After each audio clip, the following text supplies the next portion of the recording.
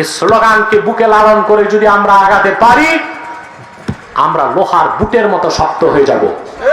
কি আমেরিকা, কি হিন্দুস্তান, কি ইসরায়েল আমাদেরকে চালাতে আসলে তাদের দাঁত ভেঙে যাবে, আমাদেরকে ভাঙতে পারবে না।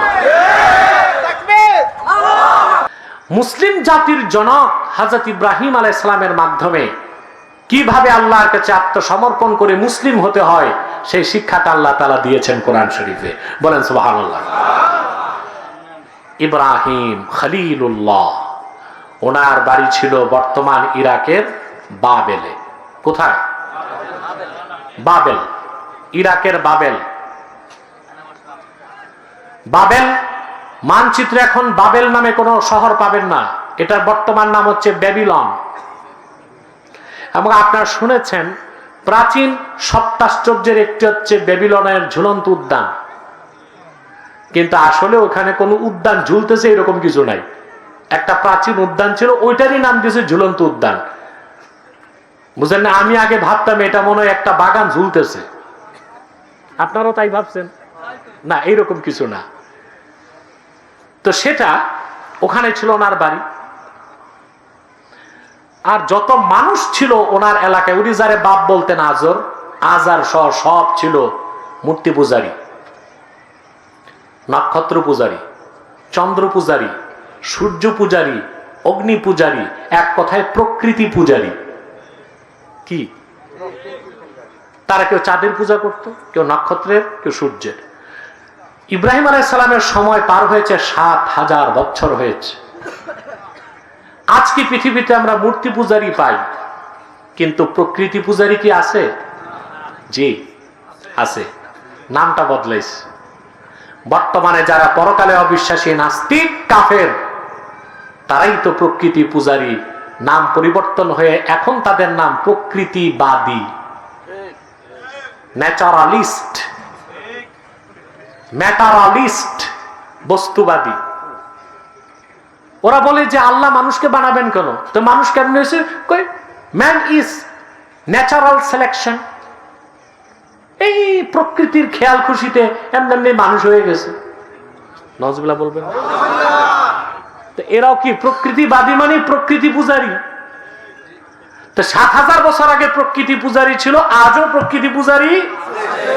আরেক দল হচ্ছে ম্যাটারালিস্ট, ওরাই বস্তুবাদী। ওরা কি? ম্যাটারালিস্ট, বস্তুবাদী। কবি আকবর এলাহাবাদী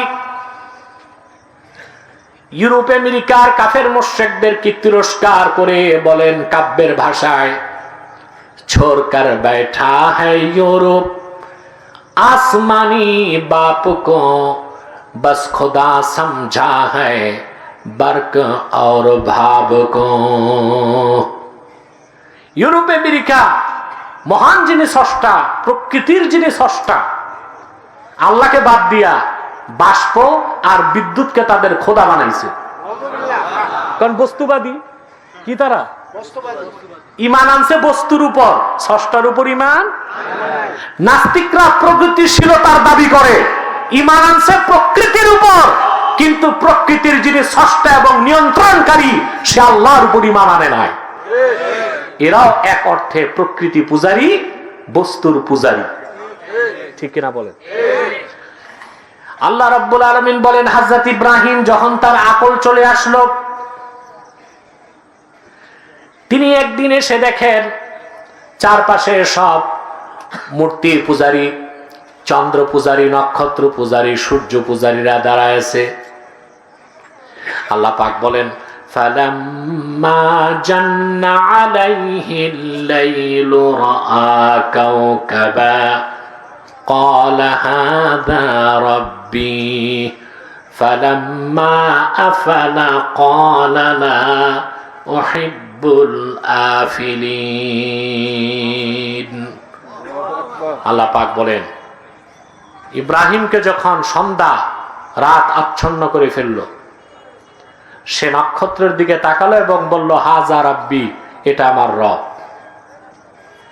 কান খুলে শুনে রাখেন, ইব্রাহিম আলাইহিস সালাম এক সেকেন্ডের জন্য নক্ষত্রকে রব মানেন নাই, সূর্যকে রব মানেন নাই, চাঁদকে রব মানেন নাই, কারণ এটা শিরক। আর কোন একজন পয়গম্বর জন্ম থেকে আল্লাহর কাছে চলে যাবার আগ পর্যন্ত 1 সেকেন্ডের জন্য শিরক করেন নাই, কুফর করেন নাই। সুবহানাল্লাহ বলেন। তো তিনি যে বলেন হাজা রাব্বি, তার অর্থ কি? হাফেজ জালালউদ্দিন সুয়ুতি রাহমাতুল্লাহি আলাইহি তিনি ব্যাখ্যা করেন, তিনি নক্ষত্র দেখে বললেন হাজা রাব্বি, তার মানে হাজা রাব্বি আলা জামিকুম। ওনার পাশে ছিল নক্ষত্র পূজারীরা, তাদেরকে তিরস্কার করে বললেন এটা আমার রব তোমাদের ধারণায়। আমার ধারণায় না, এটা আমার রব তোমাদের ধারণায়।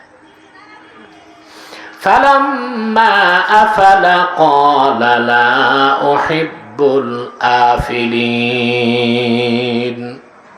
নক্ষত্র যখন ম্লান হয়ে গেল, নক্ষত্র পূজারীদেরকে তিনি বললেন কেমন জিনিসটা রব বানো যেটার শক্তি কমে বাড়ে? এরকম খয়ঞ্চু না, বাতাস লাগবে না, বসো। এরকম খয়ঞ্চু যার আলো নিষ্প্রভ হয়ে যায়, অন্য শক্তির কাছে যার শক্তি কমে, এইরকম নাকেশ কোন সত্তাকে তোমরা রব মানলো, আমি ইব্রাহিম রব মানতে পারি না। দেখলেন চাঁদকে বলেন হাজা রব্বি, মানে আলা জামিকুম। চন্দ্র পূজারীরা তোমাদের ধারণায়, চাঁদ ডুবে গেল, তিনি বলেন এটাও তো রব না। দেখলেন সূর্য বলেন হাজা রব্বি হাজা আকবার, এটা আমার রব, এটা সবচেয়ে বড়, এটা তোমাদের ধারণা। সূর্য ডুবে গেছে, তিনি বললেন দেখছো একটাও তো রব না। শোনো রবকে, ইন্নী ওয়াজ্জাহতু ওয়াজহিয়া লিল্লাযী ফাতারাস সামাওয়াতি ওয়াল আরদা হানিফাও ওয়া মা আনা মিনাল মুশরিকিন। এই আকাশ জমিন চন্দ্র নক্ষত্র সূর্য তারকা সবকিছু, গোটা নেচার, গোটা প্রকৃতির যিনি স্রষ্টা, সে আল্লাহর দিকে আমি মুখাপেক্ষী হলাম। সে আল্লাহর যিনি সবকিছু সৃষ্টি করেছেন আপন ক্ষমতায়, সুনিপুণ দক্ষতায়। আমি মুশরিকদের অন্তর্ভুক্ত নই, বলেন সুবহানাল্লাহ। আল্লাহর পক্ষ থেকে নির্দেশ আসলো, ইব্রাহিম তুমি তো ঈমান আনছো, আমার তাওহীদের পরিচয় পেয়েছো, এবার তুমি দাওয়াত দাও। ইব্রাহিম আলাইহিস সালাম যেখানে ভূখণ্ডে থাকতেন নাম কি? বাবেল। আর ওখানে রাষ্ট্র ক্ষমতায় ছিল নমরুদ। সব মানুষ মূর্তি পূজারী, নক্ষত্র পূজারী, সূর্য পূজারী। কথা বুঝতেছেন? এখন তিনি তাদের কাছে গেলেন, যে দেখলেন বিশাল বিশাল প্রতিমার মূর্তি তৈরি করে তারা ইবাদত করতেছে, কেউ হাতির, কেউ ঘোড়ার, কেউ গাধার।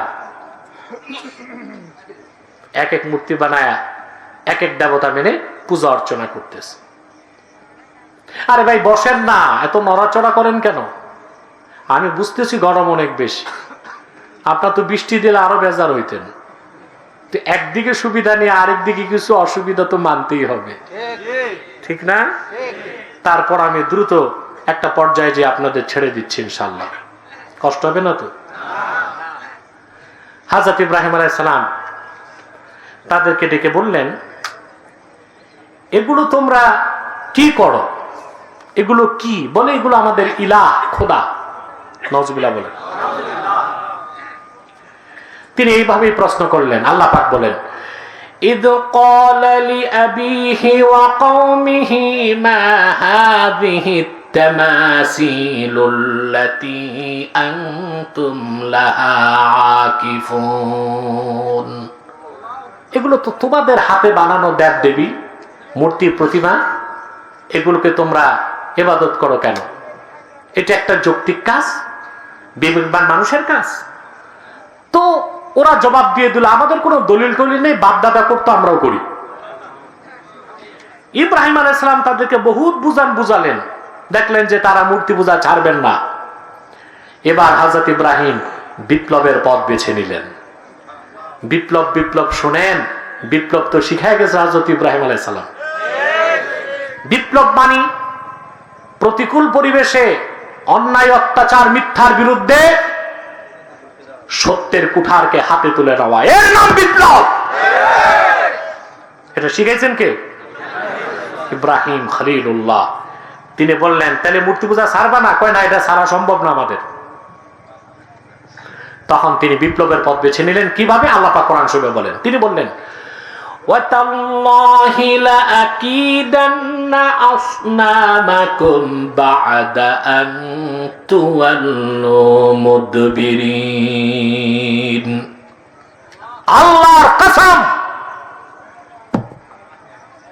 অনতি বিলম্বে আমি তোমাদের মূর্তিগুলো, হাতে বানানো খোদা নামের বেহুদাগুলো, এগুলোর ব্যাপারে চূড়ান্ত সিদ্ধান্ত নিব যখনই তোমরা মূর্তিগুলোকে রেখে পিছনে ফিরে যাবা। সুবহানাল্লাহ। যেমন কথা তেমন কাজ। ওরা সব গেল মেলায়। কোথায় গেল? তিনি বড় একটা কুড়াল নিয়া, কুড়াল তো চিনেন, এটা নিয়া বুতখানা, বুতখানা বুঝেন? বুত, এ উর্দুতে বুত বলে মূর্তিকে, যেখানে সব মূর্তি টুর্তি ছিল, ওখানে যা একটা একটা ভাঙ্গা শুরু করছে। একেবারে নাক নকশা ভাঙ্গা সব মানচিত্র বদলাইতে লাগছে। কিভাবে ভাঙছেন মূর্তিগুলো তাও আল্লাহ বলে দিয়েছেন, فَجَعَلَهُمْ جُذَاذًا إِلَّا كَبِيرًا لَهُمْ لَعَلَّهُمْ إِلَيْهِ يَرْجِعُونَ। ইব্রাহিম কুঠার নিয়ে একা মানুষ, রাষ্ট্র বিপক্ষে, জাতি বিপক্ষে, যারে পিতা বলতে না যার সেও বিপক্ষে। রাষ্ট্রনায়ক ছিল দুনিয়ার সবচেয়ে নিকৃষ্ট স্বৈরাচার নমরুদ, কিন্তু তাওহীদের পক্ষে তিনি একা দাঁড়িয়ে গেলেন। এই নাম বিপ্লব। শিখাইছেন কে?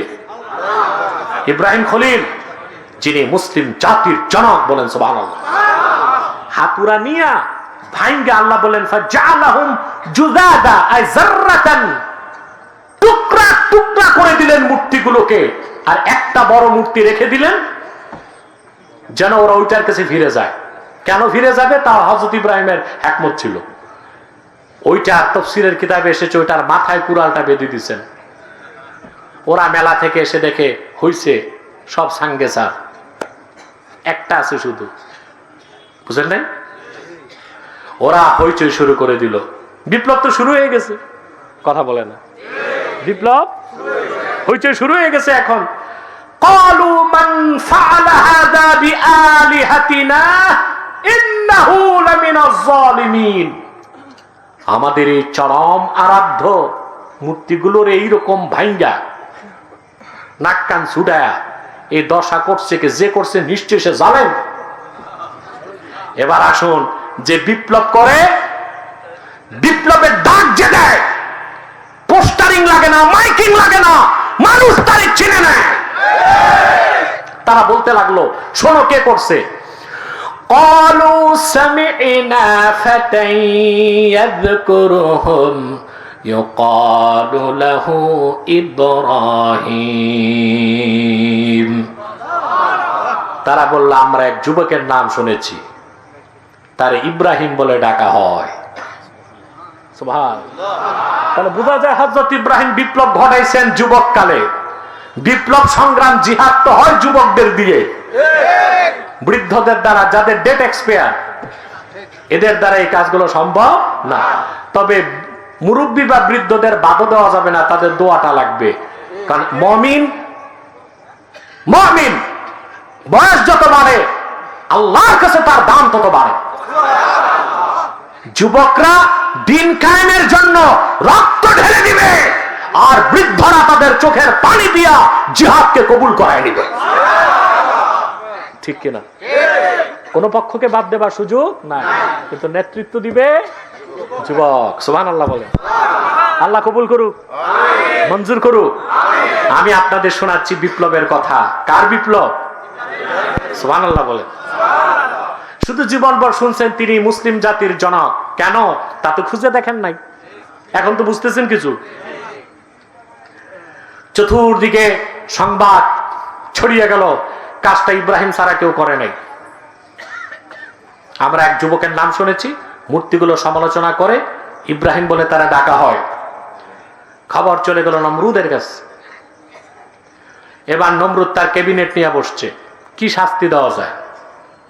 নমরুদেরও তো একটা ক্যাবিনেট ছিল, ক্যাবিনেটে সিদ্ধান্ত নিয়েছে ওরা, قالوا حرقوه وانصروا آلهتكم إن كنتم فاعلين। সিদ্ধান্ত হলো হযরত ইব্রাহিমকে আগুনে জ্বালাও, আর তোমরা তোমাদের এই কল্পিত দেব দেবীদের সাহায্য করো যদি তোমরা কিছু করতেই চাও। বিরাট অগ্নিকুণ্ড খনন করা হলো, আগুনের লেলিহান শিখা দাউ দাউ করে জ্বলছে। এখন ইব্রাহিম আলাইহিস সালামকে হাত পা বাঁধা হবে, নিয়ে যাওয়া হবে আগুনে, কিন্তু আগুনের লেলিহান শিখার এত উত্তাপ, কাছে যাওয়া যায় না। কাসাসুল কোরআন ইবনে কাসির রাহমাতুল্লাহ লিখেছেন, নমরুদের রাষ্ট্রে এক ইঞ্জিনিয়ার ছিল, প্রকৌশলী, ওর নাম এসেছে হুজান। কি নাম? সে নমরুদকে এসে কয়, স্যার আমি একটা যন্ত্র বানাই দিতে পারি। কয় বেশ ভালো, কি হবে? বলে এই যন্ত্রের মধ্যে বসায়া আপনি দূর থেকে হযরত ইব্রাহিমকে আগুনে পৌঁছে দিতে পারবেন। যন্ত্র তৈরি হয়ে গেল। তাফসীরে ওটার নাম এসেছে মিন জানিক। কি নাম? ওটার বহু বচন মাজানিক। বহু বচন কি? আমাদের দেশে বক্তারা চরক গাছ বলে, এরকম কোন কথা কিতাবে নাই। কিতাবে আসছে মিন জানিক, কাঠের কামান। বুঝতেছেন? কাঠের কামান প্রস্তুত হয়ে গেল। হযরত ইব্রাহিমের হাত পা বেঁধে হাতলে বসায় দেওয়া হয়েছে। হযরত ইব্রাহিম মুসলিম হয়েছিলেন, তার ইসলামের জোর কতটুকু আল্লাহ পরীক্ষা করতে চাইলেন। সুবহানাল্লাহ। ইসলাম মানি বাহ্যিক আনুগত্য, ঈমান আনার পরে ইসলাম মানি বাহ্যিক আত্মসমর্পণ। সুবহানাল্লাহ বলে।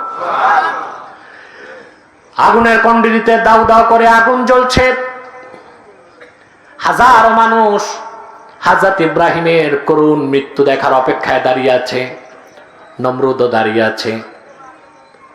কাঠের কামান ঘুরতে লাগলো, রশিটা কাটলে তিনি আগুনে যাবেন। এমন সময় আল্লাহ তাআলা পরীক্ষা নেবার জন্য হযরত জিবরিলকে পাঠিয়ে দিলেন। তিনি এসে বললেন, ইব্রাহিম আমি আল্লাহর সবচেয়ে জবরদস্ত ফেরেশতা, আমার নাম জিবরিল। আলাকা হাজাতুন ইয়া ইব্রাহিম, আপনার কোনো প্রয়োজন আছে কিনা আমাকে বলেন, আমার 600 পাখা। সুবহানাল্লাহ। হযরত জিবরিলের কত পাখা ছিল? একবার নামলে আকাশে যেতেন, আরেকবার নামলে নামতেন। তিনি বলেন আমি যদি এই পাখাগুলো নাড়া দেই, তাতেই তো পুরা বাবেল শহরটা মাটির সাথে মেসাকার হয়ে যাবে। সাহায্য লাগবে কিনা বলেন? আল্লাহর খলিল, আল্লাহর দোস্ত ইব্রাহিম পাল্টা প্রশ্ন করলেন, সাহায্যের দরকার আছে আমার। জিবরিল তোরে প্রশ্ন করি, হাজাতুন ইলাইকা আও ইলাল্লাহ, সেই সাহায্যটা কি তোমার কাছে চাইবো নাকি যে আল্লাহর ভালোবাসায় জীবন উৎসর্গ করতে যাচ্ছি সে আল্লাহর কাছেই চাইব? পরীক্ষায় তিনি উত্তীর্ণ হয়ে গেলেন। তিনি যে সত্যিকার অর্থে আল্লাহর কাছে আত্মসমর্পণ করে, ওই যে উনি বলেছেন আসলামতু লিরাব্বিল আলামিন, সেই পরীক্ষায় তিনি উত্তীর্ণ। সুবহানাল্লাহ বলেন। রশি কেটে দেওয়া হলো, চলে গেলেন তিনি আগুনে। বুখারী শরীফে এসেছে, আগুন তার শরীর স্পর্শ করার আগে তিনি পড়লেন হাসবিয়াল্লাহু ওয়া নি'মাল ওয়াকিল, নি'মাল মাওলা ওয়া নি'মান নাসির। বুখারী শরীফে এসেছে, আল্লাহর হাবিব ইরশাদ করেছেন হাসবিয়াল্লাহু ওয়া নি'মাল ওয়াকিল ক্বালাহা ইব্রাহিম হিনা উলকিয়া ফিন্নার। হযরত ইব্রাহিমকে যখন আগুনে দেওয়া হয়েছে, সর্বপ্রথম এই জমিনে হাসবিয়াল্লাহু ওয়া নি'মাল ওয়াকিল কথাটা হযরত ইব্রাহিম বলেছেন। অর্থ তো জানেন না, হাসবিয়াল্লাহ মানে আল্লাহ তাআলাই আমার জন্য যথেষ্ট। সুবহানাল্লাহ। ওয়া নি'মাল ওয়াকিল, এবং তিনি হচ্ছেন উত্তম অভিভাবক। আল্লাহু আকবার। হযরত ইব্রাহিম যারে পিতা বলতেন, আজার ছিল তার নাম। আজার নমরুদের প্রাসাদের ছাদে দাঁড়িয়ে হযরত ইব্রাহিমের করুণ মৃত্যু অবলোকন করার জন্য ছাদের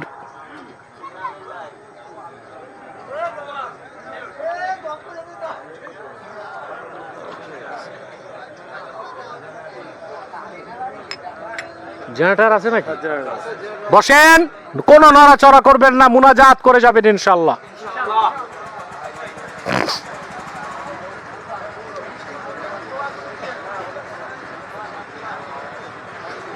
আল্লাহকে রাজি করেন, বৃষ্টি হয়ে যাবে।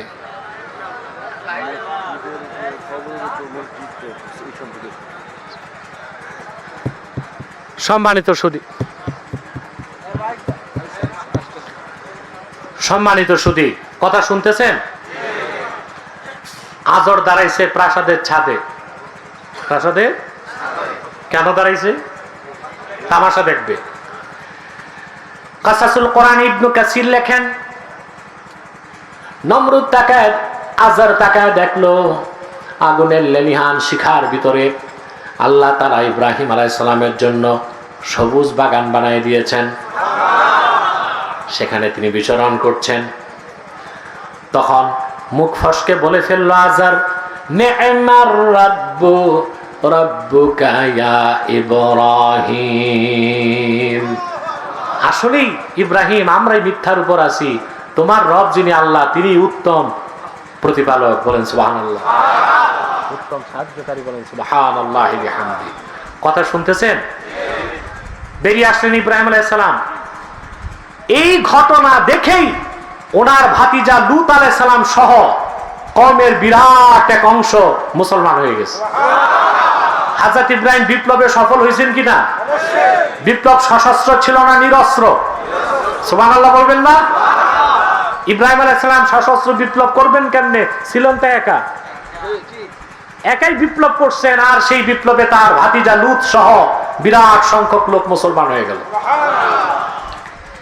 এবার নমরুদ দেখলো যে না, ইব্রাহিম আলাইহিস সালামকে কিছু করা যাবে না, বলে তাকে একটু সংলাপে ডাকো। দুনিয়ার স্বৈরাচারদের এটাই চরিত্র, যতক্ষণ পারে নির্যাতন নিষ্পেষণ করে, যখন দেখে আর সম্ভব না তখন সংলাপে বসতে চায়। হযরত ইব্রাহিম আলাইহিস সালাম গেলেন, বিতর্ক শুরু হলো। বিতর্কে নমরুদ হেরে গেল। আল্লাহ পাক বলেন, ফাবুহিতাল্লাযী কাফার, যে কুফর করলো সে হতভম্ব হয়ে গেল। হযরত ইব্রাহিম আলাইহিস সালামকে আল্লাহ নির্দেশ করলেন, ইব্রাহিম এবার গজব আসবে বাবেলের কাফেরদের উপর, তুমি বাবেল ছেড়ে হিজরত করে কেনান চলে যাও। তিনি তার ভাতিজা লূতকে পাঠিয়ে দিলেন জর্ডানে। কোথায়? জর্ডানের ওই সময়ের মানুষগুলো ছিল সমকামী, লেসবিয়ান। আল্লাহ তাদের গজব দিচ্ছেন। গজবের চিহ্ন এখনো আছে ডেড সি, মৃত সাগর। সুবহানাল্লাহ। আমার ভাইরা, সুবহানাল্লাহ এই জন্য বলতে বললাম যে আল্লাহ তাআলা আযাবের চিহ্নটা এখনো রেখে দিচ্ছেন, কত হাজার বছর হয়, যেন মানুষ বুঝতে পারে কি রকম শাস্তি আসতে পারে। আর এটাও যেন বুঝতে পারে সমকামিতা কত জঘন্য অপরাধ। ঠিক কিনা? সম্মানিত সুধী, তিনি তার পরিবার পরিজন নিয়ে মিশর হয়ে চলে গেলেন কেনান, ফিলিস্তিন। আবার আল্লাহ নির্দেশ করলেন, ইব্রাহিম এবার তুমি তোমার স্ত্রী হাজেরা এবং তোমার বড় ছেলে ইসমাইলকে নিয়ে মক্কায় চলে যাও। ইসলাম অর্থাৎ আত্মসমর্পণ, ইসলাম অর্থ আনুগত্য। আল্লাহর প্রত্যেকটা হুকুম বিনা প্রশ্নে তিনি মেনে নিয়েছেন, কারণ তিনি ছিলেন মুসলিম, আত্মসমর্পণকারী। সুবহানাল্লাহ। কি বুঝাতে চাচ্ছি তা তো বুঝতে পারতেছেন? হযরত ইব্রাহিম আলাইহিস সালামের কয় ছেলে ছিল? না, ভুল ধারণা, 4 ছেলে। কয় ছেলে? বড় ছেলে ইসমাইল, দ্বিতীয় ছেলে ইসহাক, তৃতীয় ছেলে মাদিয়ান, চতুর্থ ছেলে মাদায়েন। কয় ছেলে? আমার একটু ভুল ইনফরমেশন জানি। স্ত্রী কয়জন ছিল? 3 জন। হাজেরা, সাররা, তৃতীয় স্ত্রীর নাম ছিল কোতায়রা। কি না? এগুলো আমাদের কিন্তু ভুল ইনফরমেশন গুলো কারেকশন করতে হবে, ঠিক না? আল্লাহর হুকুমে তিনি হুকুম দিছেন, আল্লাহ দেরি করেন নাই, আত্মসমর্পণ। সুবহানাল্লাহ। হাজেরা আর হযরত ইসমাইলকে নিয়ে চলে গেলেন মক্কায়। একবারও আল্লাহর কাছে প্রশ্ন করলেন না, আল্লাহ যেখানে কোনো মানুষ নাই, পানি নাই, খাদ্য নাই, এখানে শিশু বাচ্চাটা রেখে, অবলা স্ত্রী রেখে যাব, কেমন হুকুম করছো? বলছেন? কারণ তিনি প্রথমেই বলছেন, আসলামতু লিরাব্বিল আলামিন। এটাই তো ইসলামের শিক্ষা। সুবহানাল্লাহ। বিনা প্রশ্নে আনুগত্য মেনে নেওয়া। ঘটনা দীর্ঘ, আমি সংক্ষেপ করে বলছি। ইমামে কুরতুবী লেখেন, ইব্রাহিম আলাইহিস সালাম সেই যে চলে গেলেন, 13 বছর কোনো খোঁজ নেন নাই। কত বছর? হযরত ইসমাইলের বয়স যখন 13 বছর হয়ে গেল, ফিরে আসলেন ইব্রাহিম আল্লাহর হুকুমে আবার মক্কায়। فلما بلغ معه السعي قال يا بني إني أرى في المنام أني أذبحك। হযরত ইসমাইল যখন পিতার সাথে দৌড়াদৌড়ের বয়সে উপনীত হলো, তখন হযরত ইব্রাহিম ফিরে আসলেন। আর হযরত ইব্রাহিম স্বপ্ন দেখে তার সন্তানকে বললেন, ইসমাইলকে, আমি স্বপ্নে দেখি আমি তোমাকে জবাই করছি। আল্লাহ 3 রাত তাকে স্বপ্ন দেখালেন, ইসমাইলকে জবাই করো। তিনি একবারও বললেন না, আল্লাহ এটা কেমন হুকুম, নিজ হাতে সন্তান জবাই, তা কি সম্ভব বলছেন? কারণ তিনি আত্মসমর্পণ করছিলেন। সুবহানাল্লাহ। যেমন পিতা তেমন সন্তান। হযরত ইসমাইল বললেন, قال يا أبت افعل ما تؤمر ستجدني إن شاء الله من الصابرين। হে আমার পিতা, যেমন আদেশ তাই করুন, আমার কোনো আপত্তি নাই। অনতিবিলম্বে আপনি আমাকে ধৈর্যশীলদের অন্তর্ভুক্ত পাবেন। তার মানে তিনি তার বাপকে বুঝাই দিলেন, বাবা তুমি যেমন মুসলিম আমিও তেমন মুসলিম। তুমি আল্লাহর কাছে আত্মসমর্পণ করছো, আমিও তো আল্লাহর কাছে আত্মসমর্পণ করেছি। তার মানে আল্লাহর হুকুম প্রস্তুত, তোমার ছুরি প্রস্তুত, আমি ইসমাইলের গর্দানও প্রস্তুত আছে। সেজন্য আল্লাহ পাক কি শব্দে কথাটা বললেন, ফালাম্মা আসলামা ওয়া তাল্লাহু লিল জাবিন। পিতা পুত্র দুজনেই যখন আত্মসমর্পণ করলো, 1 বছর না 2 বছর, ফালাম্মা আসলামা বলেন নাই, ফালাম্মা আসলামা। পিতা পুত্র দুজনেই যখন আত্মসমর্পণ করলো, আল্লাহর হুকুমের সামনে আনুগত্যের মস্তক নত করে দিল। ওয়া তাল্লাহু লিল জাবিন, লিকুল্লি ইনসানিন জাবিনাইন। প্রত্যেকটা মানুষের 2টা জাবিন, মাঝখানে কপাল। যে কোনো এক পাশকে কি বলা হয়? জাবিন। তিনি তার সন্তানকে এক পাশ করে শোয়ালেন, জবাই শুরু করলেন। 1 বার 2 বার 3 বার ব্যর্থ, আল্লাহ ডাক দিলেন, কদ সাদ্দাক্তার রুইয়া, স্বপ্নকে তুমি সত্য বানাই দিছো। ইন্না কাযালিকা নাজজিল মুহসিনিন। ইব্রাহিম, পরীক্ষায় তুমি পাস, তুমিও মুসলিম, তোমার ছেলেও মুসলিম, আমি যা দেখতে চেয়েছি তা তো দেখাই দিছো। ইসমাইলকে আর জবাই করতে হবে না, দুম্বা পাঠায় দিলেন, শুরু হলো কোরবানি। আমার ভাইরা, তার মানে হচ্ছে আল্লাহর হুকুমকে বিনা প্রশ্নে বানার নাম ইসলাম। ঈমান হচ্ছে অভ্যন্তরীণ আনুগত্য, ইসলাম হচ্ছে বাহ্যিক আনুগত্য। এবার আমি 1 ঘন্টা হয়ে গেছে না, দেখেন তো একটু। হ্যাঁ 1 ঘন্টা। এই নিয়ে আসা, বসেন, মুনাজাত হবে। মুনাজাত বাদ দিয়ে যাবেন কই একটু পরে। এই যে ইউটিউবার ঠিকঠাক হয়েছে 1 ঘন্টা 16 মিনিট। এখন আমি যদি একজনকে দাঁড় করাই যে কি বললাম 10 মিনিট শোনান, আলেমরা তো বলতে পারবেন, কিন্তু আমার মনে হয় না অর্ধেক লোক 10 মিনিট বলতে পারবে কি বলছি। এই জন্য আমি গোটা আলোচনার একটা সাবস্টেন্স বলে দিচ্ছি 1 মিনিটে। প্রত্যেকে এটা হৃদয়ে নিয়ে বাড়ি যাবেন, পারবেন? আল্লাহর আখিরি নবী মুহাম্মদ সাল্লাল্লাহু আলাইহি ওয়াসাল্লামের রিসালাতকে বিশ্বাস করার নাম ঈমান। আর উনি 1500 বছর আগে যে দিন এনেছেন, শরীয়ত এনেছেন, বিনা প্রশ্নে সেই দিন সেই শরীয়তের বিধান জীবনের সকল ক্ষেত্রে মাথা পেতে মেনে নেবার নাম ইসলাম। সেজন্য আল্লাহ তাআলা বলেছেন, ইয়া আইয়ুহাল্লাযীনা আমানু দুখুলু ফিস-সিলমি কাফা ওয়া লা তাত্তাবিউ খুতুওয়াতিশ শাইতান। হে মুমিনগণ, তোমরা পরিপূর্ণভাবে ইসলামে প্রবেশ করো, শয়তানের পদাঙ্কগুলো অনুসরণ করো না। পরের আয়াতে বলে দিয়েছেন, ফাইন জালালতুম মিন বাদি মা জাআতকুমুল বায়্যিনাত। সুস্পষ্ট বায়্যিনাত, কোরআন আসার পরে, হেদায়েত আসার পরে যদি তোমরা সত্য থেকে বিচ্যুত হও, জেনে রেখো আল্লাহ তাআলা আজিজ, অসীম ক্ষমতার মালিক, এবং তিনি হচ্ছেন হাকিম, মহাপ্রজ্ঞার অধিকারী কিংবা মহাবিচারক। বলেন সুবহানাল্লাহ। অর্থাৎ তিনি পাকড়াও করবেন। এখান থেকে দ্বিতীয় যে শিক্ষাটা আমরা পাই, যে ইসলামের বাইরে যা কিছু আছে সবকিছুকে আল্লাহ বলেছেন খুতুওয়াতুশ শয়তান। কি বলছেন? বুঝেন না এই কথা? আল্লাহর আখিরি নবী মুহাম্মদ সাল্লাল্লাহু আলাইহি ওয়াসাল্লাম ১৫০০ বছর আগে যেই দিন আমাদেরকে দিয়েছেন, সেই দিন ইসলামের বাইরে কোন পথ কোন মত দেখতে যত সুন্দর হোক,